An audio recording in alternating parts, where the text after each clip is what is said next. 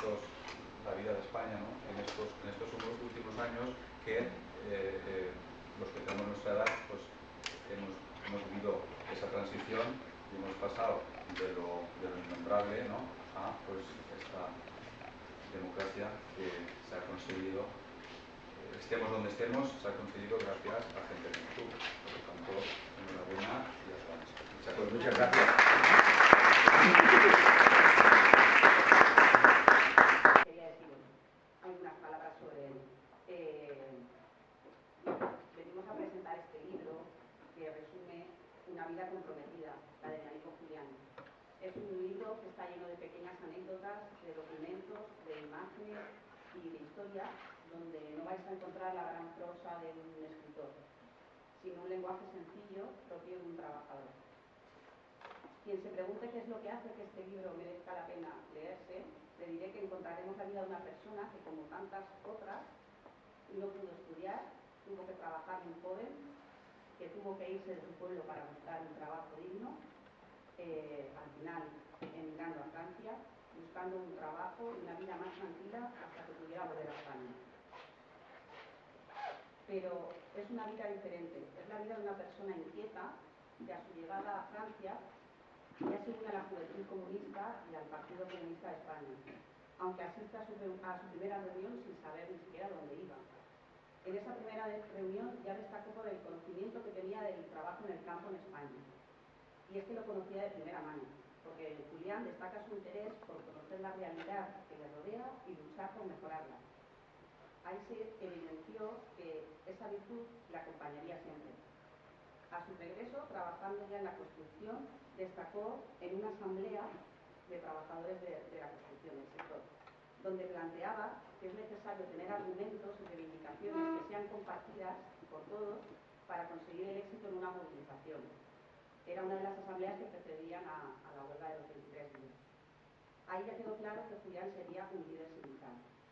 Y es que como sindicalista ha estado en momentos históricos, como fue la Asamblea de Barcelona del 76, donde se aprobaron las bases para la salida a la luz pública de las comisiones obreras. Estuvo fundando las comisiones obreras, la Federación de la Construcción, que es una de las que ha sido el motor del sindicato, y durante toda su vida ha estado comprometido tanto a nivel político como sindical. Julián no tiene problemas en explicarlo, tanto en su libro como en persona que lo conoce,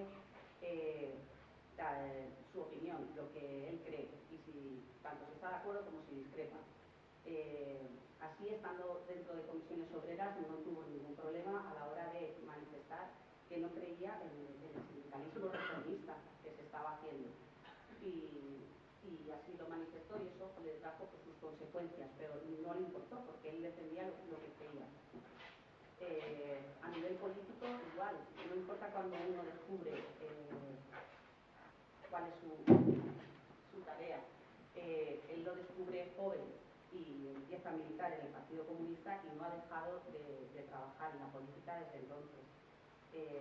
También podemos encontrar en su libro algunos pequeños comentarios sobre el panorama político actual, sobre los movimientos sociales y hablar del bipartidismo, porque al fin y al cabo, desde Izquierda Unida creemos que el bipartidismo actual no es lo que va a dar salida a la situación que tenemos ni a la crisis. Creemos que Izquierda Unida es una fuerza que tiene que jugar un gran papel para conseguir un gobierno de izquierdas, y que eso es lo que permitirá a los trabajadores que sean escuchados y que las políticas de Estado sean también políticas de los trabajadores, porque somos un partido de los trabajadores.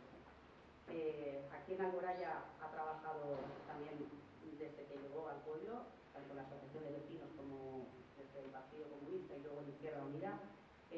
Ha intentado siempre ayudar a mejorar las condiciones de todos los de Alboraya, de todos nosotros, y aunque en su libro dice, y así también hemos podido ver, que se retira en 2009, no se retira nunca, porque Julián ha participado activamente en la reconstrucción del Partido Comunista, en conseguir que haya un relevo generacional en los órganos de dirección, y así lo hizo también aquí en las últimas elecciones municipales, cuando él se retira de la cabeza visible para dejar que se renueve. Izquierda Unida, aquí en Alboraya, con el empeño que ha tenido Julián en todo este tiempo y con el que seguimos poniendo todas las personas que desde el Partido Comunista, desde Izquierda Unida, vamos a trabajar en relanzar toda nuestra actividad política de la mano de todos los vecinos. Estaremos en el próximo gobierno del ayuntamiento y esperamos contar con una fuerza de izquierdas que sea importante y que sea decisiva también a la hora de seguir avanzando por Alboraya. Y para no contar mucho rollo, hay más personas que tienen que hablar, voy a ceder la palabra a Javier Parra, secretario general del Partido Comunista del País Valenciano. Muy bien.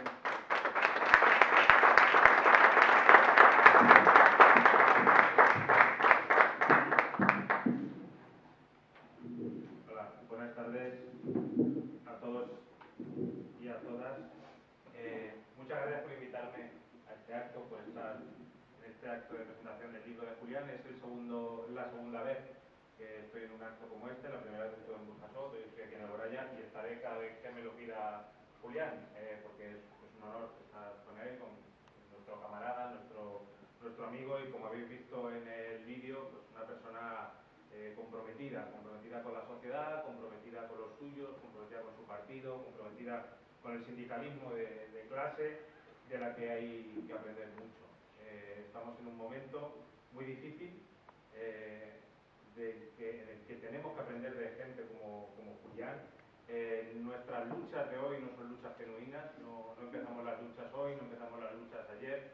Nosotros simplemente tomamos el testigo de gente como Julián, igual que Julián tomó el testigo de quienes le precedieron, ¿no? Y ahí falta algo que tendrá que poner en algún momento, y ya lo ha comentado Cristina, y es que Julián ha sido una parte fundamental en el 12 Congreso del PCPB, que es el congreso que marca también un antes y un después en el futuro de la reconstrucción del Partido Comunista, no solo del Partido Comunista del País Valenciano, sino del Partido Comunista de España, y todo lo vamos a ver. Y bueno, ya dentro de unos meses ya cambiáis eso, lo añadís, ¿no? Decía que estamos en un momento muy complicado, en un momento en el que tenemos un 26,7% de paro, en un momento en el que el 25% de la población española vive bajo el umbral de la pobreza, en el que el 14% de los hogares no llega a fin de mes, en el que el 50% de los inmigrantes son pobres, y en un momento de drama social en el que parece que no hay salida. Y un drama muy importante es precisamente la situación de los sindicatos. Y Julián lo conoce muy bien, ¿no? Julián es una persona muy crítica, ha sido muy crítica, lo sigue siendo, hay que ser críticos, porque si no, no avanzamos. El otro día veía una encuesta del CIS que decía que el 30% de la población tiene poca confianza en los sindicatos, que el 41% de la población no tiene ninguna confianza en los sindicatos, que el 1,9%, solo el 1,9% tiene mucha confianza en los sindicatos, y solamente tiene algo de confianza en los sindicatos un 19% de la población. Y esto es un drama político, es un drama social del que tiene culpables, por supuesto. El otro día decía el presidente de la Fundación 1 de Mayo, Rodolfo Benito, que la culpa no es de los sindicalistas de base, la culpa es de las direcciones. Y yo completamente estoy de acuerdo y creo que todos lo compartimos. Menos del 19% de los trabajadores españoles están afiliados a algún sindicato. En los últimos 5 años, los sindicatos mayoritarios han perdido más de 300.000 afiliados. En esas encuestas del CIS que comentaba, se dice que el 29% de la gente que deja el sindicato lo deja porque no sirve para nada. Y bueno, y ante esta situación social, económica y sindical nos encontramos. Quiero, sin extenderme mucho, porque no me quiero extender mucho, quiero mirar un poco hacia atrás y ver cuál es el origen de esta situación. Seguramente Julián podrá explicarla mejor que yo, porque lo ha vivido más de primera mano, pero Esto se remonta a hace ya bastante tiempo. Fundamentalmente porque perdimos dos batallas. Hace varias décadas que perdimos dos batallas. Una fue la batalla de la transición, esa pelea la perdimos, y no voy a entrar en detalle, pero seguro que Julián podría contarnos más. Otra batalla fue la batalla cultural. Esa batalla la perdimos en el siglo XX. El siglo XX no habría podido ganar el capitalismo el asalto si no hubiese ganado la batalla cultural, si no hubiese inundado los países europeos, nuestro propio país, pues a través de todos los medios de propaganda y de difusión, a través de películas, a través de libros, a través de publicidad, a través de todas las formas de expresión posibles, con los pilares básicos sobre los que se sustenta el capitalismo, que es el individualismo, la competitividad y la violencia. Y esa batalla también la perdimos. Y esa batalla la perdimos fundamentalmente en los años 80. A principios de los años 80, quienes lo vivieran, yo era muy pequeño, yo nací en el año 77, pues bueno, todos sabemos la fuerza social, política y sindical que había en la calle. Todos sabemos la fuerza que había en las asociaciones de vecinos, la fuerza que realmente había en los sindicatos. La fuerza estaba ahí, la fuerza real estaba ahí. No estaba cuando entró el gobierno Felipe González, que tomó algunas medidas, que bueno, todavía se vanaglorian de aquellas medidas que llegaron a tomar. Realmente no las tomó porque Felipe González o el Partido Socialista quisiera, la tomó porque la calle estaba presionando y porque la fuerza le exigía que tomara determinadas medidas. Pero evidentemente había que hacer algo. Una de las tragedias más grandes de la clase obrera en los últimos 30 años fue la crisis del Partido Comunista, precisamente en los años 80. Y otra gran tragedia fue la deriva que tomó Comisiones Obreras cuando Marcelino Camacho perdió aquel congreso frente a Antonio Gutiérrez. Quienes lo vivieron, le digo que yo era muy pequeño, pero podrán recordar el papel que tuvo, por ejemplo, Comisiones Obreras durante 1985, haciendo la primera huelga general a Partido Socialista. Podrán recordar el papel que tuvo Comisiones Obreras en las movilizaciones contra la OTAN en 1986, o el papel que tuvo durante el año 86 y 87 en las movilizaciones estudiantiles, y evidentemente eso cuestionaba determinadas cosas. Y al final, después de aquello, llegó el Congreso de Comisiones Obreras, precisamente en el año 87, que ganó Antonio Gutiérrez, o mejor dicho, que perdió la clase trabajadora. Y entonces es ahí cuando el Partido Socialista consigue vía libre para hacer realmente lo que quería, ¿no? Y es cuando empiezan las privatizaciones, es cuando se abre paso a las empresas de trabajo temporal, pero sobre todo es cuando empieza una paulatina transformación del mercado de trabajo bajo unos postulados completamente neoliberales. Si vemos, en los últimos años ha habido 50 reformas laborales. Y de las 50 reformas laborales, ¿cuántas ha habido que hayan beneficiado a los trabajadores o que hayan dado algún derecho a los trabajadores? Ninguna. Todo empezó entonces. Ese nuevo mercado de trabajo implicaba varias cosas, ¿no? Y voy a poner dos ejemplos muy sencillos. Uno es de Telefónica. A finales de los 80, Telefónica tenía 75.000 trabajadores. A principios de los 90 se empezaron a crear una serie de empresas como Estratel. Ahí se trasladan 26.000 trabajadores. Ese es el paso previo a la futura privatización de Telefónica. Empieza a haber por distintos convenios de los trabajadores y empiezan a atomizarse las empresas. Bueno, ya sabemos cómo ha terminado Telefónica. Otro ejemplo, por ejemplo, lo tenemos en la Ford, como podemos tener en la Volkswagen. En la Ford trabajan 7.000 personas, pero 7.000 personas trabajan directamente en la empresa de la Ford. Pero ¿cuántas personas dependen de la Ford? ¿Cuánta gente fabrica las ventanillas, la manivela, bueno, ahora ya no hay manivela, las ruedas? Pues de ahí dependen otras 20 y tantas mil personas, ¿no? Y otras 200, otras 300 empresas, ¿no? Eso significa que se ha atomizado las empresas. Y es una dificultad que han tenido los propios sindicatos para hacer su labor. Evidentemente, es muy complicado cuando las empresas son pequeñas organizarse en esas empresas. Ese ha sido uno de los principales problemas de los sindicatos. Como otro gran problema ha sido el de la desindustrialización, que también empezó en la época de Felipe González, y recordemos que la industria es el principal músculo del sindicato.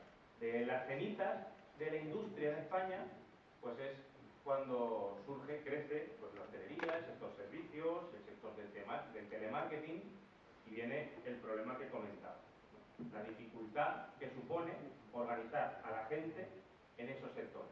Todavía es relativamente sencillo organizar a la gente en la industria, pero es muy complicado organizarla en las pequeñas y medianas empresas. Yo he trabajado en muchas empresas pequeñas y medianas y, sinceramente, en ninguna de ellas había organización de los trabajadores. Evidentemente, hacían con nosotros lo que les daba la gana, ¿no?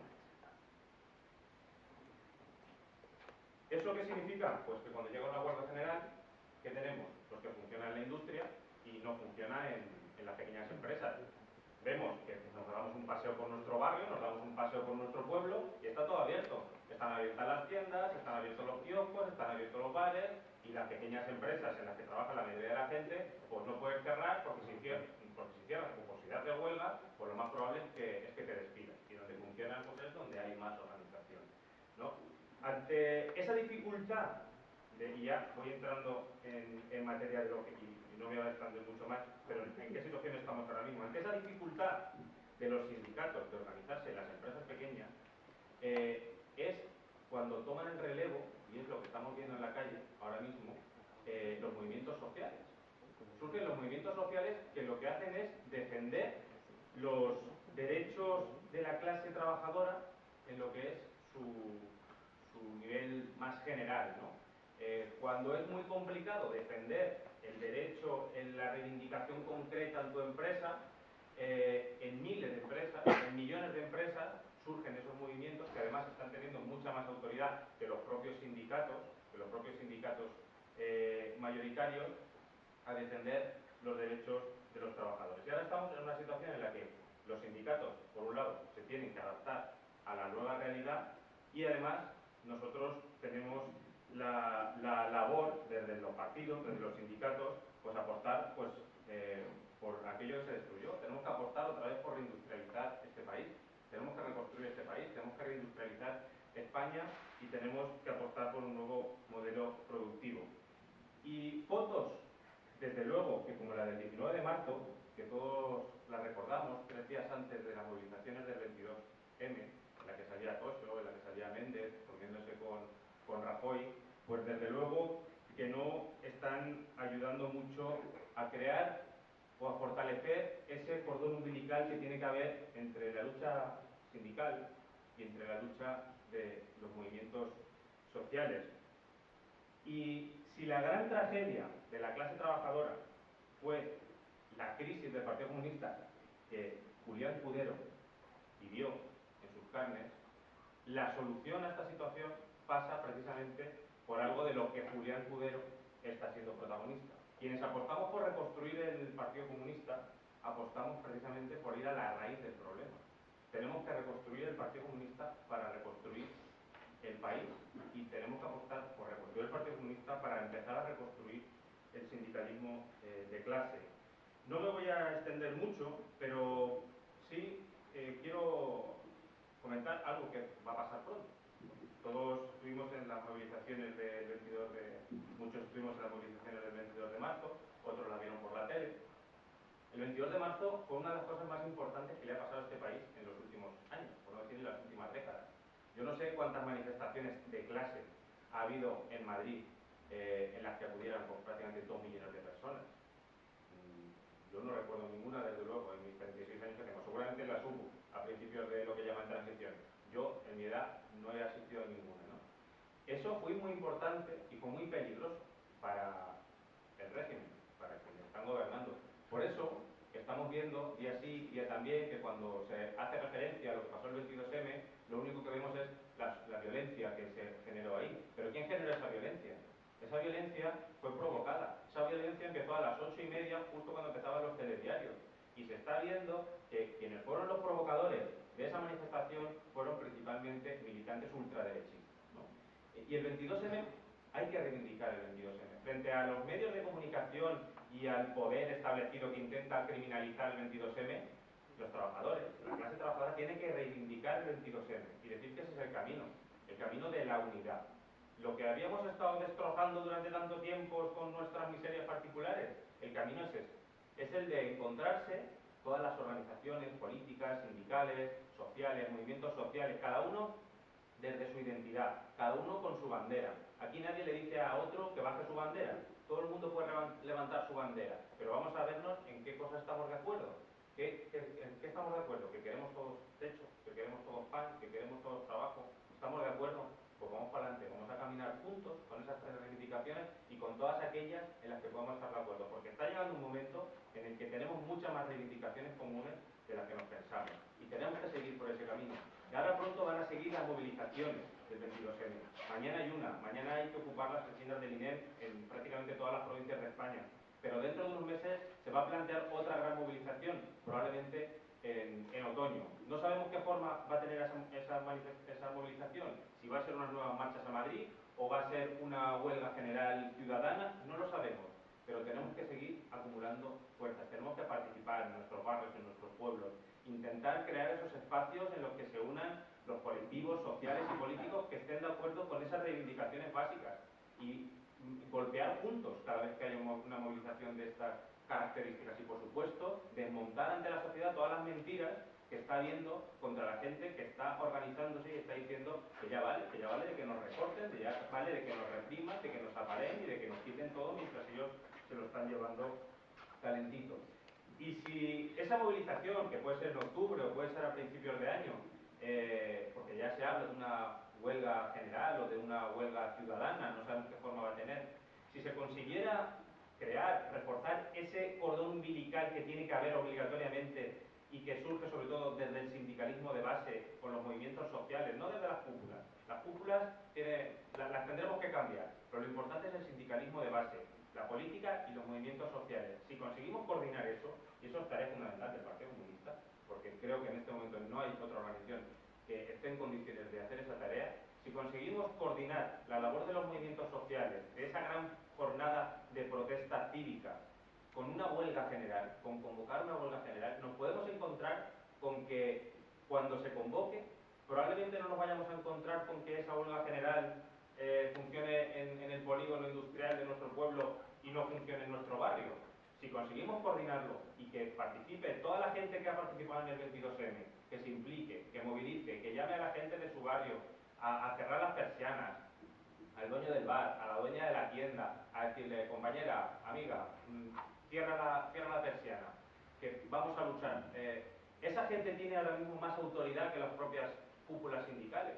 Si conseguimos que se convoque una huelga general en la que funcione la industria y funcione en los barrios, estaremos en disposición de empezar a cambiar las cosas y de crear músculos. De Alboraya, Cristina Reos, que junto con el resto de camaradas y del colectivo de Esquerra Unida, de ahora en adelante, pues van a empezar ese relevo que ellos explicaban que se está dando generacionalmente y que creemos que estamos en condiciones con la ayuda, por supuesto, de los ciudadanos, hombres y mujeres de Alboraya y de demás organizaciones que comparten buena parte de nuestros planteamientos políticos, aunque a lo mejor no se puedan reflejar exteriormente, pues vamos a ser una organización que sea capaz de influir en las cuestiones, en la política de Alboraya para que se mejoren las condiciones sociales y económicas y de habitabilidad y todo lo que ello conlleva desde la propia institución del ayuntamiento, por supuesto. Agradecer a Miguel, al alcalde de Alboraya y a las dos compañeras que han venido con él, tener el detalle de venir para mí, pues una conversación, Miguel, desde aquí, es compañero de lucha también de muchos años.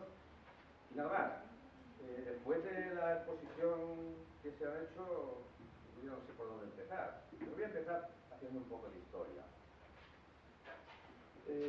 Cuando empezó a vislumbrarse la grave crisis provocada por el capitalismo, que no por los trabajadores ni los ciudadanos, esto debe quedar muy claro a pesar de las mentiras que nos digan todos los días, los que ya tenemos una cierta edad, no sé si por suerte o desgraciadamente, pero que no podemos volver atrás, pues venían recuerdos, algunos que no habíamos vivido, como en el 34 del siglo pasado y en el 36 los golpes de Estado que después provocaron la guerra civil cuando el pueblo no cedió al golpe de Estado de Francis Mola y compañía.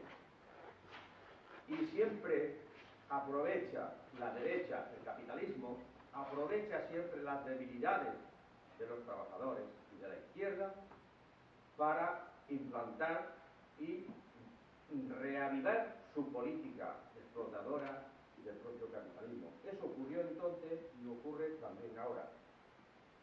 Y esta crisis se da en una situación donde lo planteaba con mucha claridad Javi, un debilitamiento de los trabajadores a través de sus sindicatos. Después hablaré de ello, un poquito, de este tema y de los errores que hemos cometido también. Nosotros mismos, los comunistas, no somos puros, ni mucho menos, no soy de esa opinión. Entonces, rápidamente me vino a mi mente la situación difícil que íbamos a tener. Porque claro, en aquellos tiempos yo no estaba, pero en la transición sí estaba. Y me tocó batallar junto con Marcelino y con todos esos miles y miles de personas en aquellos tiempos que intentábamos de avanzar y terminar, no solamente terminar con la dictadura de los 40 años del franquismo, sino crear por lo menos una parte de lo que ya tenían otros países más desarrollados que nosotros en las cuestiones sociales y económicas del pueblo. Entonces, de ahí fue como me vino la idea. Yo estaba ya jubilado, podía vivir tranquilamente, pero no puede ser, no puede ser. Yo no soy de esas personas y, pues como decía Marcelino una vez, moriré con las botas puestas. Yo estoy sufriendo mucho, porque cuando pensé la que se nos venía encima, después de haber vivido la transición con los pactos de la Moncloa y todo lo que ello implicaba, y no me equivocaba. Entonces yo me pensé y yo digo, vamos a ver, yo ya no tengo responsabilidades, pero yo, si publico mi experiencia, es posible que consiga algo que yo veía muy claramente, la debilidad que teníamos los ciudadanos y los trabajadores para afrontar todo lo que se nos venía encima. Y si yo, con la publicación de mi vida, que el título ya lo dice todo, simplemente una vida, es la simple mía, como miles de ciudadanos, y comprometida, mi compromiso desde siempre con la lucha en defensa de los trabajadores. Por lo cual, si yo conseguía que algunas personas se sumaran a las luchas, me daba por satisfecho. Pues yo tengo que decir que estoy altamente satisfecho de lo que he podido colaborar con ello y sigo colaborando en el tema con la edición del libro. Él explicaba muy bien las nuevas formas.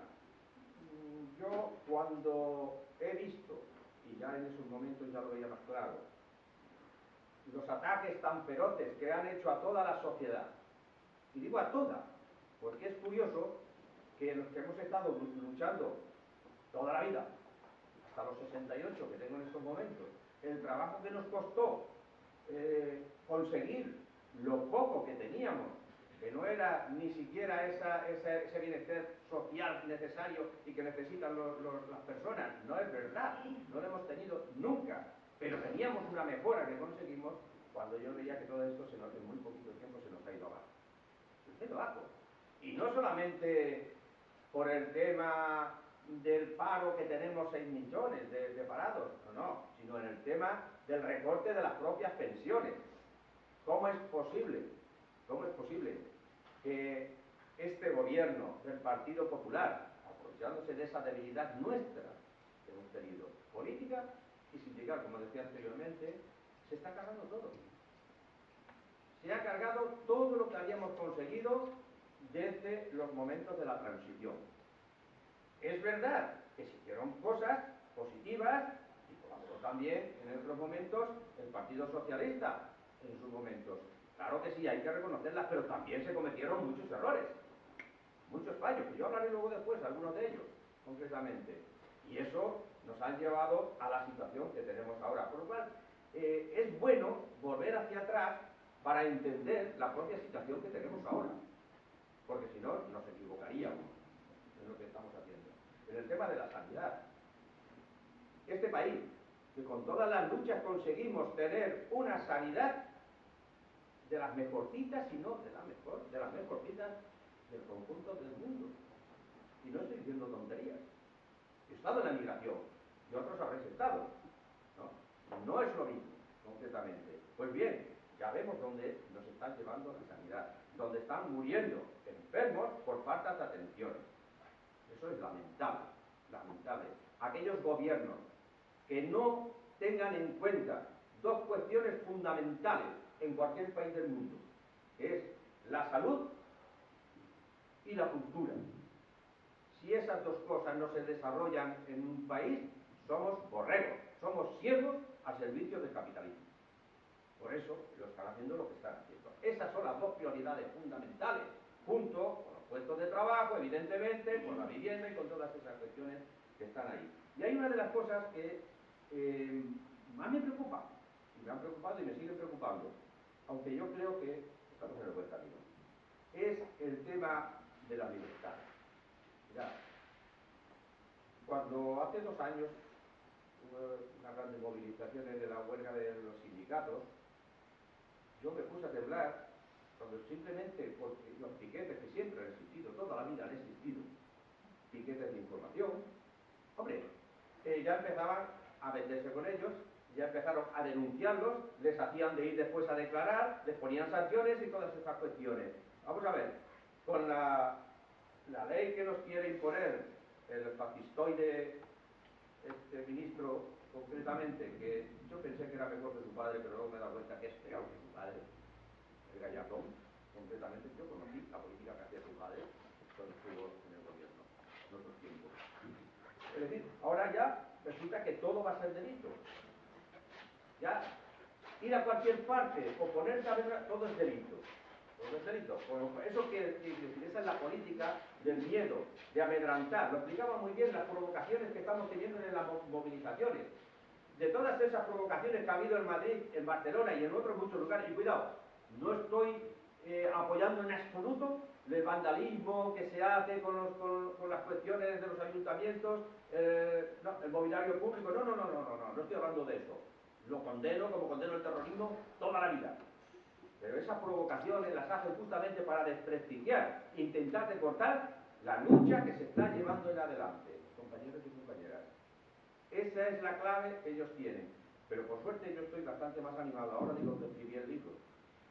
Porque yo veía una situación tan negra, tan difícil, que los ciudadanos fuesen capaces de entender, teniendo el gobierno en contra, todos los medios en contra, y entender que había que moverse, que hay que luchar, y que si no se lucha no conseguimos nada. Y las luchas siempre tienen fruto, compañeros y compañeras.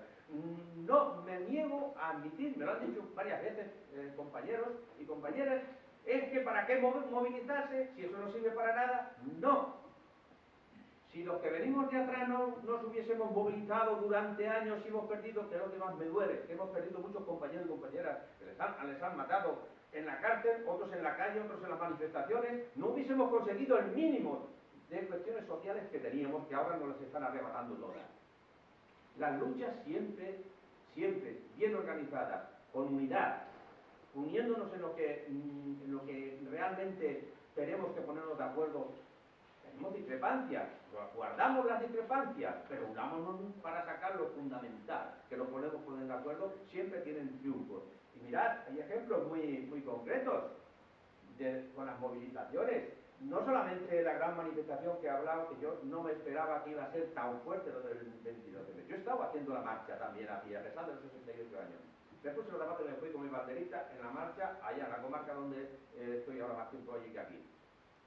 Y yo creo que las marchas, unas bien, otras regular, ha faltado mucha gente, es verdad, pero luego es verdad que hubo una respuesta grandísima ese día, y eso tiene que ser el punto de inflexión para que la gente entienda que hay que movilizarse y que hay que luchar. Lo de Burgos, de Gamonal, tirar eso atrás fue muy importante. Sanidad en Madrid, frenarlo, la privatización es importantísimo. No, a lo mejor mucha gente dice, no, eso no es una tontería. No es ninguna tontería, no es ninguna tontería. Tenemos ya muchos ejemplos del fruto que están dando las luchas. Lo de las becas, concretamente, las quitaban prácticamente todas, a pesar de que lo han dejado de tal manera que lo único que tiene es que aquí estudie, que tiene dinero, el que no tiene dinero, aunque tenga capacidad, tenga una mente sobresaliente, no pueda estudiar. Eso es lo que están haciendo en nuestro país. Pues bueno, pues han tenido que en parte retroceder. Y el otro día yo veía un informativo y la verdad es que me dio satisfacción. Yo nací y me crié, como habéis visto en el vídeo, en Candelera, provincia de Ávila. Yo ya lo conocía. Allí llevaban 8 años enfrentados la mitad de los ciudadanos del pueblo, porque querían hacer una macrourbanización en la espalda de la sierra, en zona protegida, preciosa, para meter un hotel de 200 plazas y 400 chalets en un pueblo de 5.500 habitantes.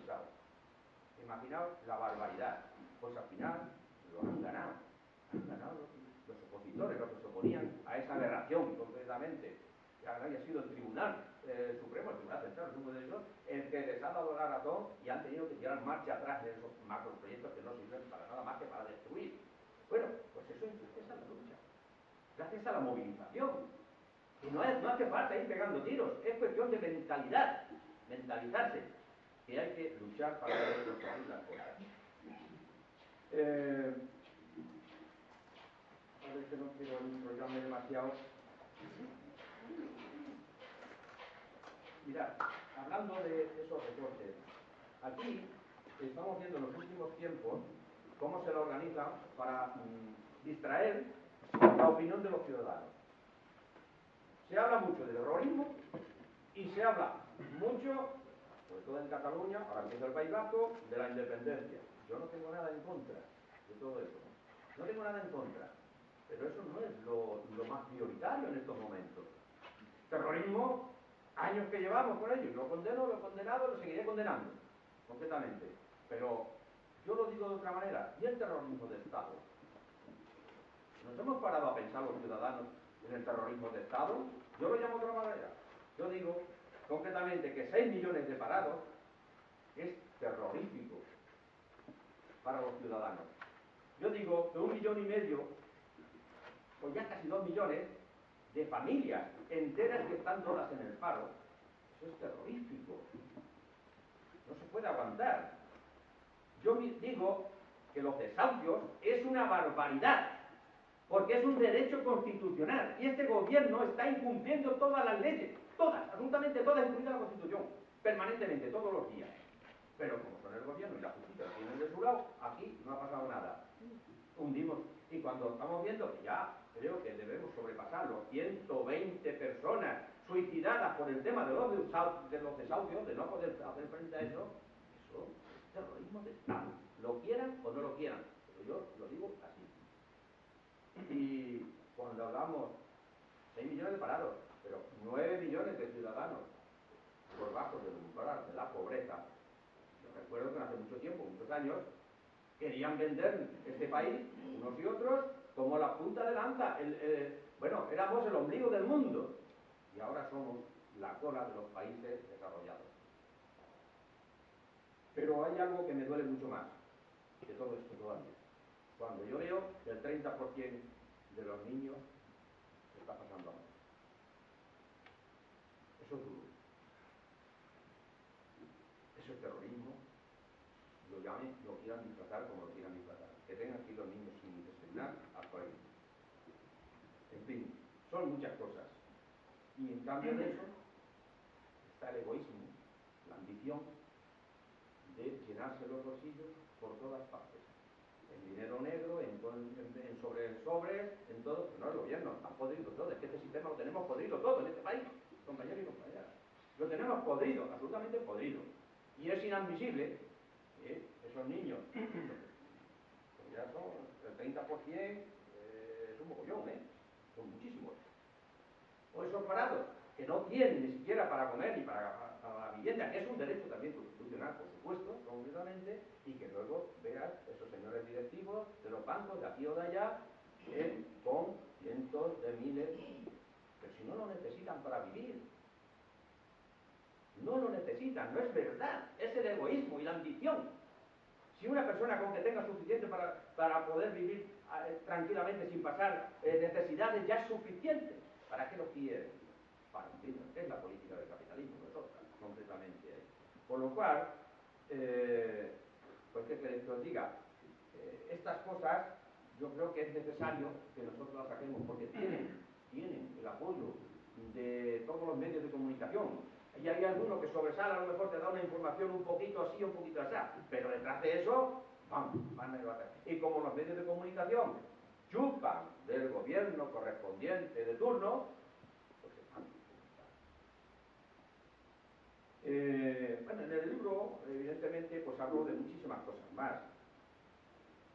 Y también, yo quiero decir una cuestión que lo ha dicho muy claro, y en dos palabras digo, la movilización, van a haber represión, van a intentar yo qué sé, harán barbaridades. Pero yo digo una cosa, si nosotros que estuvimos luchando contra el franquismo, conseguimos las libertades, las mínimas libertades y las mínimas condiciones para avanzar, pues yo creo que con la represión, no lo único que van a conseguir, con las prohibiciones, es que cada vez haya mayor protesta y cada vez haya mayor opinión en la gente en que hay que tirarlo, porque no se van a ir, hay que tirarlo.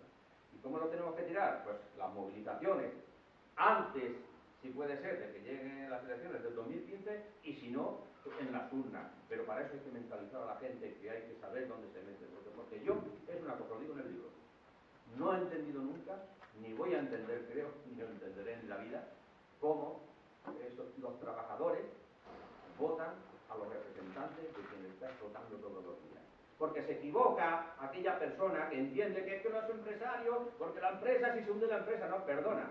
La empresa son dos partes fundamentales. El que invierte y el que pone un dinero, pero el que produce es el trabajador. El que hace la producción de todo son los trabajadores. Son una parte fundamental de la empresa. Por lo cual, no hay que tener vergüenza ni nada que se le venga por delante para decirle, no. Usted es el empresario, yo soy el trabajador, pero somos dos personas que necesitamos vivir y necesitamos acabar los dos. Hay que rebelarse contra todo eso. Yo digo que la represión no va a ser lo que nos va a frenar el tema.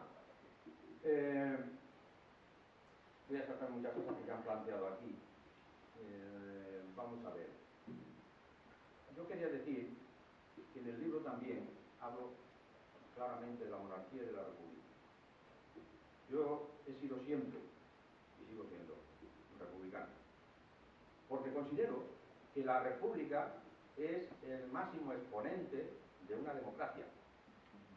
Yo la república no lucho por ella simplemente porque es que la república, porque lo dicen aquí, no, pero cuidado, porque aun estando consiguiendo la república, hay que seguir luchando.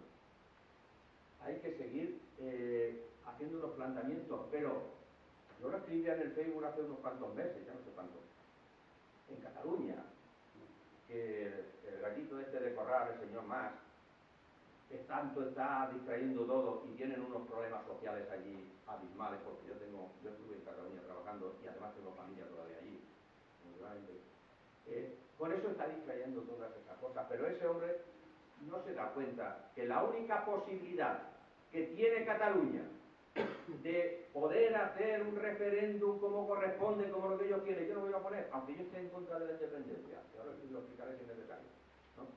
Es si conseguimos que en nuestro país tengamos una república federal, con todo lo que ello conlleva, donde el máximo exponente para todo, incluido el que sea presidente del país, sea elegido por los ciudadanos, donde concretamente cada cuestión importante, como puede ser la reforma de la sanidad, como puede ser de la enseñanza, como puede ser cualquier cosa, sean los ciudadanos los que a través de su voto, el referéndum, como quiera que sea, decidan ante una posición u otra lo que quieren realmente. Ese es el tipo de república que yo quiero. Pero claro, no solamente eso, una república donde intentemos concretamente terminar con la corrupción. Pero señores, que tenemos heredados, elegidos a dedo por Franco, el rey, el matalefante. Hombre, que en estos momentos es que están podridos hasta la médula. ¿Cómo podemos sentirnos los ciudadanos representados con un, yo no sé qué fue el papel de jefe de Estado, ¿no? Bueno, un jefe de Estado que está corrupto hasta la médula. Ese señor, cuando vino a España, que además se crió fuera, si por si no lo sabéis, vino a España, vino con una mano detrás y otra delante. Y ahora tiene 1.700, no sé cuántos miles de millones. Echad numeritos. Veréis como en los 38 años o 40 que lleváis no os cuadran los números. No os cuadran, si no a ellos, sino robando como han robado y como están robando el gobierno y como están robando los bancos y como nos han robado a todos. Ahí tenemos las preferentes, ahí tenemos las acciones de los bancos. Y tenemos ese gobierno que no escucha a nadie. Aunque tenga 2 millones, aunque tenga 6 millones, no nos escucha, ni siquiera se sienta a hablar con la representación del pueblo. Es un fascismo. Estamos entrando ya de lleno en el fascismo en este país, compañeros y compañeras. Yo ya lo viví, por eso lo digo, y advierto, o luchamos o lo vamos a pasar mal. Y ya no es que lo pasemos mal, que a mí ya con lo que me quedo y con lo que pues, no, pero las nuevas generaciones, el futuro de nuestros hijos, de nuestros nietos y de los que vengan después, pues muy negro, muy negro. Por lo cual, no hay otra que hay que intentar, con el don de Dios, conseguir que en este país vayamos hacia una república federal, que sea la que garantice y priorice sobre las cuestiones políticas que yo estaba hablando y sociales que estaba hablando anteriormente. Política y social. Eso es lo que yo quiero, eso es por lo que lucho y eso es por lo que voy a luchar.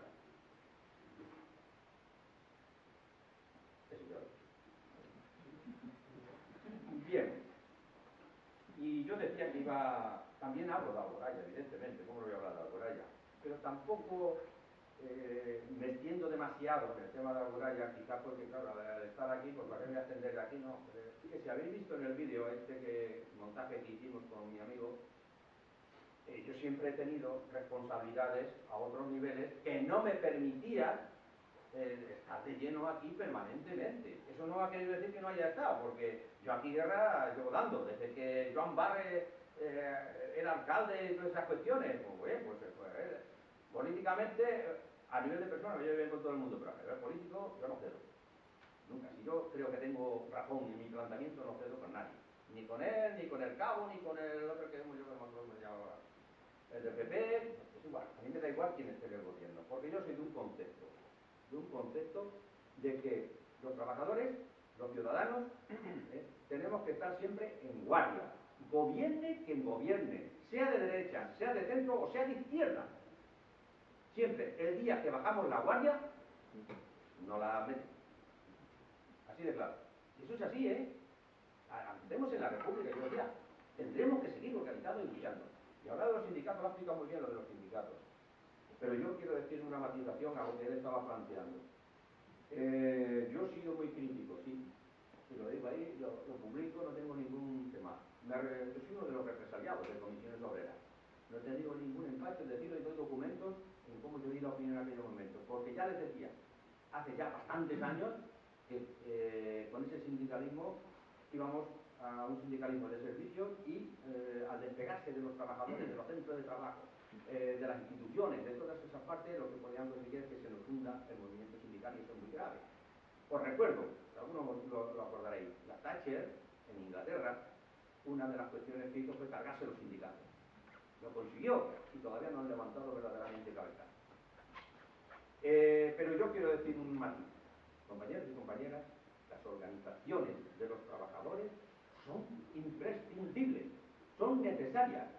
Si hay que luchar para cambiar los órganos de dirección, las personas que están ahí, porque no están en la onda que tienen que estar escuchando a los trabajadores, porque no, yo recuerdo el sindicalismo que yo hacía, aún todavía cuando vivía Franco y después, en toda la transición, cuando a la hora del bocadillo nos íbamos a las obras a hablar con los trabajadores cuando estaban comiendo el bocadillo, a la hora de salir de la fábrica, todas, y los debates con ellos. Ese sindicalismo es lo que hay que hacer. Pero vamos a ver, pero yo digo con toda seguridad, y no me voy a coger ningún dedo, que basta que lo entendamos, los trabajadores, el conjunto de la sociedad entienda que es necesario eso para que dé un vuelco en la forma de hacer la política desde los sindicatos. Pero los necesitamos, como necesitamos los partidos políticos. que nadie se equivoque. Otra cuestión es que si no hacen las cosas bien habrá que luchar para que las cambien, si es necesario, y que se cambien personas, lo que sea necesario. Pero se necesitan, porque un país anárquico no vamos a ninguna parte. Y eso es lo que nos quieren hacer. Y eso es lo que nos quieren, nos están metiendo. Hay que explicárselo a la gente. Eso de que todos son iguales, pues no, mirad, compañeros y camaradas. Yo no admito que ni una sola persona me diga, me compare con toda esta gentuza podrida. Yo no me siento igual. Y como yo hay millones de personas en este país que no somos iguales. ¿Qué vamos a ser iguales si eso estamos dando todo por la clase trabajadora y por los ciudadanos? No, eso hay que dejarlo clarito. Y necesitamos esa organización políticamente y sindicalmente. Nos equivocaríamos mucho si en estos momentos, sobre todo con la crisis que tenemos, nos dedicáramos a criticar a los sindicatos. No me importa cuál es. Ni comisiones, ni CGT, UGT, CNT, la que sea, me da igual. La cuestión es que los trabajadores tienen que estar organizados en función para defender sus intereses, si no, nos hundimos, de verdad. Voy a ir cortando que me estoy haciendo demasiado largo, me parece. En fin, os decía que hablaba de Alboraya. Bueno, pues lo hablo también porque una de las cosas que yo sí he intentado siempre desde el momento ha sido el movimiento vecinal. Yo he trabajado mucho en las asociaciones de vecinos, fundábamos allí con una gente en el barrio Palmarés, nos convertimos en un contrapeso al ayuntamiento cuando estaba Joan Barre, pues teníamos nuestras broncas de mil diablos, pero el barrio, poco a poco, que era el más marginado de Alboraya, fue consiguiendo ponerse a un nivel que le correspondía con el conjunto del resto del pueblo. Bueno, pues eso tiene sus frutos. También saco ahí fotografías y cosas de cuando el señor Álvaro, ese señor, entre otras cosas, nos ha hundido en la miseria a este pueblo, endeudándolo a más del 120%. Concretamente, que eso es maniatar a cualquier... Mañana ganaría la izquierda aquí y lo tendrá muy difícil para hacer cosas. Hay que mentalizarse. Y los culpables no son los que podamos entrar o puedan entrar en el ayuntamiento, sino los que la han hundido. ¿Y dónde está ese dinero? Yo pregunto, ¿dónde está ese dinero? Porque no quisieron escuchar a nadie. Y yo lo tengo por escrito. No lo digo en el libro, yo que lo digo ahí, pero lo tengo por escrito. Cuando yo le decía, Álvaro, no seas burro, no quieras hacer eso que nos hunde para 40 años en el ayuntamiento a los ciudadanos. Claro, se han convertido en el segundo pueblo, después de Valencia, el más endeudado. ¿De toda la provincia o de todo el país valenciano? No, de toda la provincia. Una barbaridad. Es una barbaridad. No hay... A ver, si aquí estaremos por los 3.000 o 3.500 por habitante euros. Es una barbaridad. Eso no permite hacer gran cosa. Pero claro, no sé por qué me da la impresión que este señor, como todos tantos corruptos, se va a salir de rositas de eso. Yo quisiera saber dónde ha empleado todo ese dinero. Y además, con burradas. No solamente lo del campo que quería hacer con todo aquello, y los millones que cobraron que no sabemos ni dónde, en qué los ha gastado. Sino tampoco escucharnos en algo tan fundamental como era el enterramiento de la tía, que le corresponde a la Generalitat, no al Ayuntamiento. Y mira que tuve bronca yo con eso, al final no escuchaban a nadie. Pasaba igual que este gobierno que tenemos a niveles de la no escucha a nadie. Pero pues entonces, si no escuchan, pues habrá que vamos a ver si las próximas elecciones la gente lo entiende y elige un poquito mejor. Porque de todas maneras se puede decir la frase que dicen algunas, que tenemos lo que nos merecemos. Porque nos dan una torta y ponemos el camino para que nos den otra, en vez de rebelarnos a que no nos den más. Entonces ahora ya hablo de eso y saco cosas ahí, explico algunas cosas, pero ya digo, no me extiendo demasiado porque yo tenía otras responsabilidades que no me permitieran. Y si no he hecho más cosas aquí, no ha sido porque no haya eso. Yo quiero terminar, porque ya me estoy enrollando demasiado, diciendo algunas cositas. Hemos cometido muchos errores. Yo como lo he dicho siempre, pues así me ha ido, además, pero otros por todas, pero me da igual. Hemos hecho muchos errores. Yo creo que la transición fue un error, a mi entender. Lo digo en el libro. Yo tuve broncas muy fuertes con Santiago Carrillo, que era secretario general de mi partido en aquellos momentos, porque no estaba de acuerdo con lo que estaban haciendo. Creo que pesó más el miedo que había, que hubiese un golpe de Estado de los militares y de la Biblia en pasta, que no admitían que hubiese un mínimo de democracia en este país después de 40 años de dictadura franquista y todo esto. Yo me preguntaba, ¿hay algo peor de los 40 años de dictadura? Que lo hemos vivido desde niños, que nacimos, nos los años de la miseria, que nos hemos criado con la dictadura, que tuvimos que emigrar para buscarlo, como ahora tenemos cientos y miles de jóvenes con estudios y con todo en condiciones y tienen que ir a buscarse la vida al extranjero. No, yo no veía esa posibilidad. Entonces, pero claro, ahí hubo una especie de acuerdo con todas las organizaciones y yo creo que se equivocaron. Y se equivocó el PSOE también, por supuesto. Y nos equivocamos sobre todo en ese tema en concreto los comunistas. El Partido Comunista de España nunca debió aprobar ni apoyar esa reforma. Nosotros estábamos luchando siempre por la ruptura con el pasado y no se dio esa ruptura. Y ahora estamos pagando las consecuencias. Porque permitieron las condiciones, entre unos y otros, permitieron las condiciones de que, vale, Franco ha muerto, ahora viene el proceso, viene El Salvador, paisano mío, por cierto, el Suárez, y palatín palatán, y entonces nos hemos quedado que está con unas personas que nos están gobernando desde entonces, que eran ministros con Franco, que fueron ministros con Navarro, y que han sido ministros con los gobiernos que están viniendo. Y resulta que lo que estamos viviendo es un franquismo sin Franco. Es decir, ha habido la continuidad, lo han maquillado con ciertas libertades o mini libertades, porque democracia, realmente democracia, no hemos tenido nunca en este país. No tenemos unas mínimas libertades, que hemos podido hablar mejor, que no podemos... Ya, pero porque las hemos impuesto con la movilización. Durante años. Y entonces estamos, y ahora más, todavía acentuándose, estamos gobernados por los herederos del franquismo. Esa es la realidad.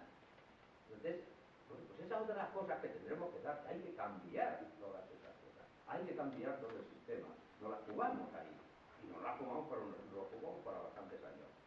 Por lo cual, dicho todo esto, pues, evidentemente aquí se equivocó mucha gente. ¿Cómo es posible que seamos el país? Yo creo que de toda Europa o quizás de todo el mundo, el país que más está en estos momentos financiando la Iglesia. Los miles y miles de millones que se lleva la Iglesia, yo pregunto ¿para qué? Porque cuando hay colegios concertados de las monjas o de los otros, están siendo financiados con nuestro dinero a través de los presupuestos.